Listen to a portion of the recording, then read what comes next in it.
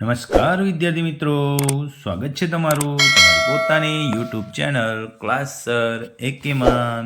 ચાલો આજે આપણે આજના વિડીયોમાં શું જોઈશું? તો જોઈશું શાળામાં આવેલી નવી સ્વાધ્યાયન પોથીનો ભાગ 5 ધોરણ 8માં. કયું પ્રકરણ જોવાનું છે? તો ચાલો જોઈએ.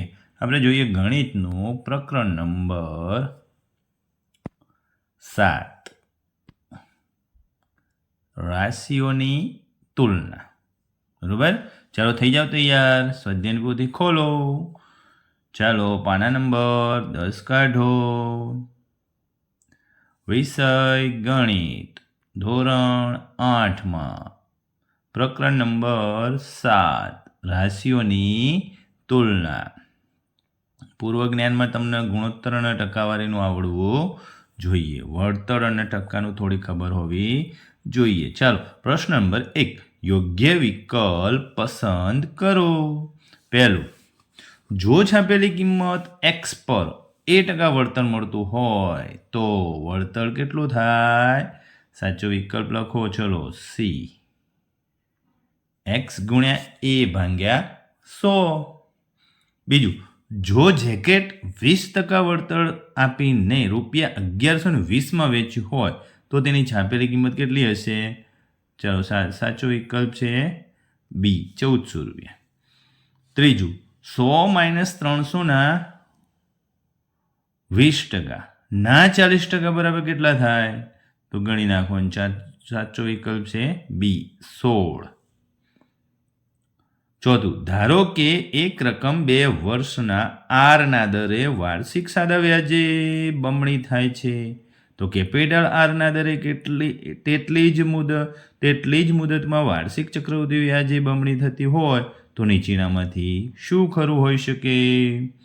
તો સાચો વિકલ્પ છે બી, કેપિટલ આરથી સ્મોલ આર મોટો થશે, એટલે કે R less than small R. ચાલો નેક્સ્ટ જોઈએ.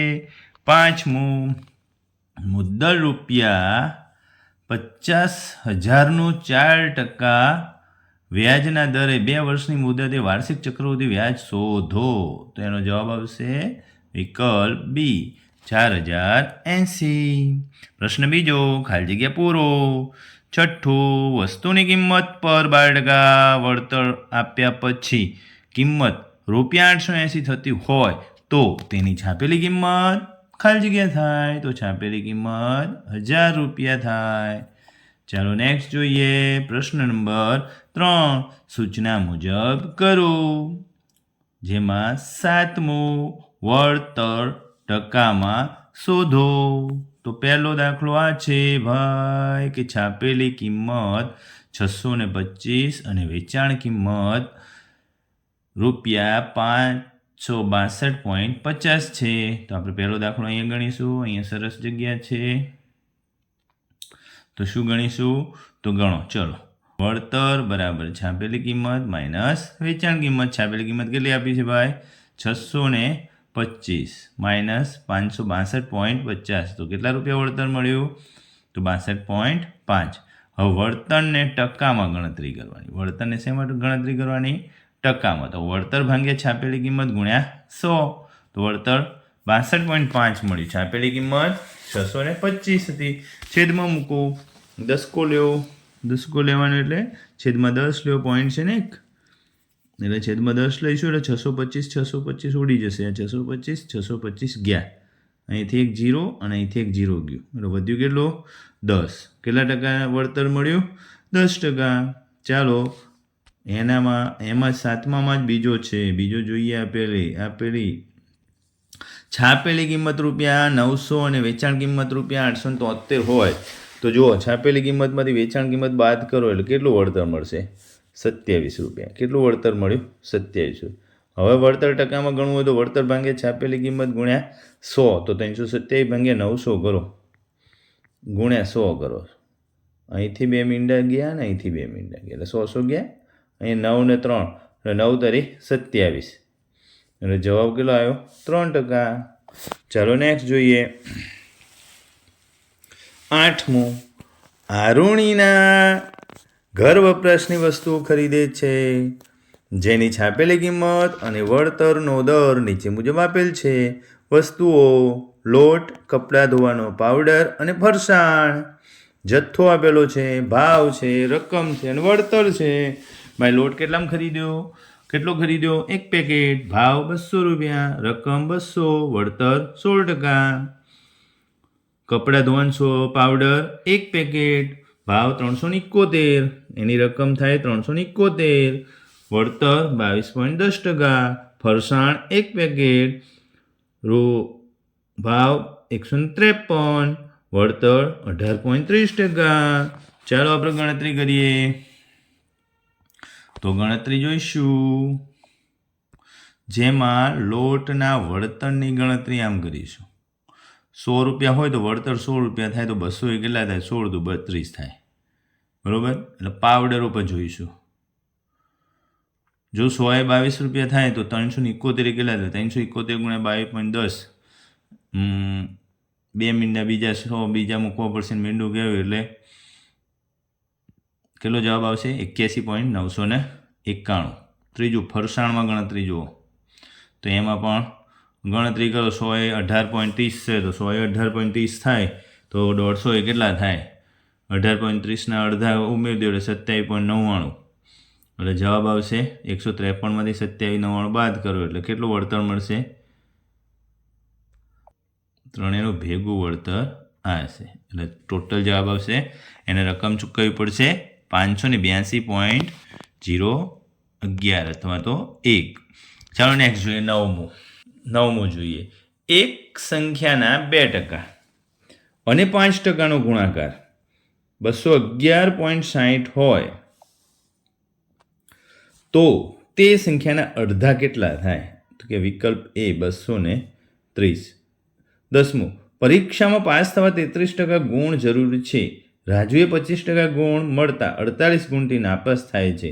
તો પરીક્ષામાં કેટલા ગુણની હશે? પરીક્ષા હશે ભાઈ 600 ગુણની. ચાલો નેક્સ્ટ જોઈએ. અધ્યયન નિષ્પત્તિનું સર્વગ્રાહી મૂલ્યાંકન. પ્રશ્ન નંબર 1, યોગ્ય વિકલ્પ પસંદ કરો. પહેલું, એક્સના 90% જો 315 કિલોમીટર થતા હોય તો એક્સની કિંમત જણાવો. એક્સની કિંમત થાય વિકલ્પ સી 350 મીટર. બીજું, વસ્તુ પર છાપેલી કિંમત ₹1200 અને વળતર 12% છે તો તે વસ્તુની વેચાણ કિંમત કેટલી થાય?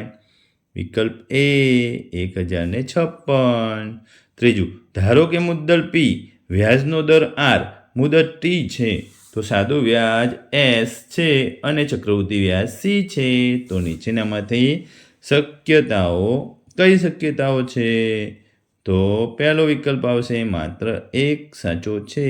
વિકલ્પ 1 સાચો છે. વિકલ્પ 1 એટલે સી એસ કરતાં મોટો થાય. ચાલો ચોથું, વસ્તુની છાપેલી કિંમત ₹80 છે અને તેને ₹76માં વેચવામાં આવે તો વળતરનો દર કેટલો થાય? તો સાચો વિકલ્પ છે વિકલ્પ એ 5%. પ્રશ્ન નંબર 2, સૂચના મુજબ કરો. 5મું, એક સેલમાં ₹5400ની કિંમતની એક ઘડિયાળ 4500માં મળે છે તો કેટલા ટકા વળતર થાય? તો કે 5400ની 4500 રૂપિયામાં. પહેલાં તો વળતરની બાદબાકી કરો એટલે અહીંયા વળતરની બાદબાકી મેળવી. 4500માંથી 5400, 900 રૂપિયા વધે. 5400 પર 900 રૂપિયા વળતર થાય તો હોય કેટલા થાય? તેની ગણતરી કરી. 50/3%. ચાલો છઠ્ઠું, 45000 મુદ્દલનું 12% વ્યાજના દરે 5 વર્ષની મુદતનું સાદું વ્યાજ અને ચક્રવૃદ્ધિ વ્યાજનો તફાવત શોધો. જો ભાઈ સાદું વ્યાજ અહીંયા ગણતરી કરીશ. આ આપણું સાદું વ્યાજ છે 27000 રૂપિયા. આ ચક્રવૃદ્ધિ વ્યાજ છે. કેટલું મળ્યું ચક્રવૃદ્ધિ વ્યાજ? તો હજી ગણતરી ચાલુ જ છે. તો ચક્રવૃદ્ધિ વ્યાજ મળ્યું 79305.38. એ બંનેનો તફાવત અહીંયા છે. કેટલો તફાવત મળ્યો? 34305 તફાવત. એટલે કયું વ્યાજ છે? ચક્રવૃદ્ધિ વ્યાજ મળ્યું 34305. બંનેનો તફાવત અહીંયા છે. 7300 7,305 રૂપિયાનો તફાવત છે ભાઈ. સાતમું, વેચાણ કિંમત શોધો. છાપેલી કિંમત 5,450 અને વળતર 5% હોય તો વળતરની ગણતરી ટકામાં. આ વળતર છે ભાઈ 5%, તો 272.5 છે. છાપેલી કિંમત આ બાદબાકી કરો તો વળતર સાથેની રકમ કેટલી મળશે? 5,177 રૂપિયા. ઓકે બાળકો, જો ચેનલમાં નવા હો ચેનલને સબસ્ક્રાઈબ કરી લો, તમારા મિત્રોને લિંક શેર કરો, બેલ આઇકોનને ઓન કરો, જેથી તમને નવા આવનાર વિડીયો તમને પહેલાં મળી જાય. ઓકે બાળકો, આવજો.